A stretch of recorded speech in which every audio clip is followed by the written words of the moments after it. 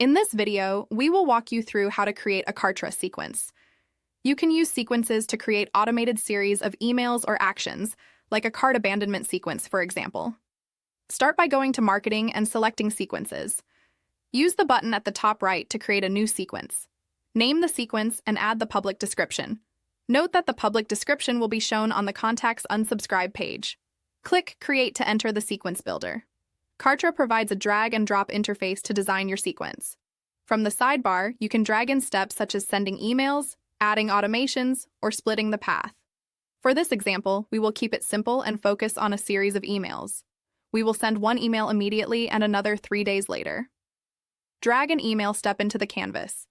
Name the email for your internal reference, select a template design, and create. Set up the email by clicking the Steps 3-dot menu. First, edit the email content. Under Gateway, you can update the sender details used to send this specific email. You can click Edit Message to open the email builder and compose your email from the template you selected. You can update the subject, preview text, add one attachment, and include dynamic variables to personalize the email content. In the body section, you can delete sections you don't need, click the pencil icon of a component to edit it, and update the text to fit your needs. There is also an option to save a section as a favorite. You can easily access favorite sections and full templates here. Once you are done customizing the email, you can go to the Actions drop-down to save and exit the builder. Aside from sending a single email, you also have the option to split test emails by adding a new version.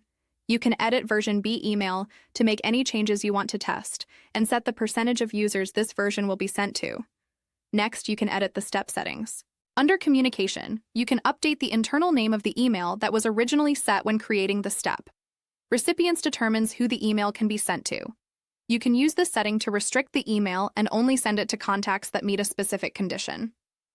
By default, this is set to anyone reaching this step, and in most cases, you will keep that setting.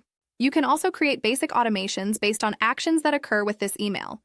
For example, if a contact opens this email, clicks on a link, or does not open or click on a link within a certain number of hours. Below that, there are settings that control when the email will be sent. Under Delay, you can choose to send the email immediately, wait a number of days and hours, or execute on a specific date. We'll send this one immediately, right after the previous step. Under Day and Time, you can restrict the email to only send on specific days of the week and time ranges. For example, if you don't want to send the email during weekends or at night, you can deselect those allowed days and set an allowed time range for sending. Once you're done configuring the settings, scroll up to the top and save. Now let's create the next email to send 3 days later. You can drag a new email step into the canvas or clone the previous email to make a copy of it. This clone will include the email content and step settings that were configured. Set up this email by clicking its 3-dot menu. Again, you can edit the email content to customize the message. But let's focus on updating the step settings. If you clone an email, don't forget to update the internal name for your reference. Let's also restrict this email so it doesn't send to customers who already purchased. You can delete the default condition, anyone reaching the step. Then, from the drop-down, select the option for Has Not Purchased Product. With this setting, only contacts that meet this condition will be sent the email. Scrolling down to Delay, you can select the option to wait a number of days and hours and input 3 days. When you're done configuring the settings, scroll up to the top and save.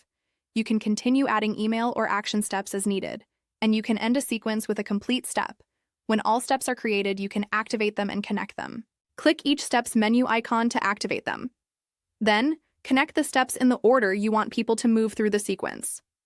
Click the bottom connection dot of the previous step. Drag it to the top connection dot of the next step and release the click. To help keep things looking tidy, you can arrange items and arrange horizontally or vertically. Finally, you will define the starting rule. This will be the action that triggers subscribing contacts to the sequence.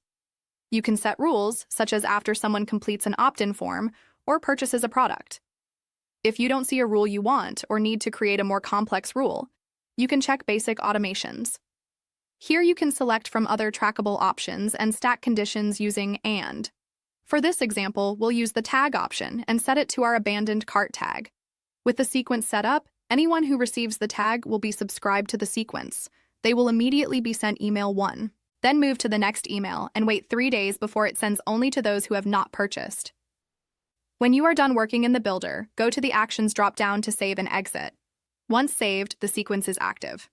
From this point forward, anyone who triggers the starting rule will be subscribed to the sequence. Later on, you can review analytics. You have global analytics for general data about sequence subscriptions. You also have an In Detail tab where you can select a specific sequence and review data for each email. Thank you, and we hope this helps.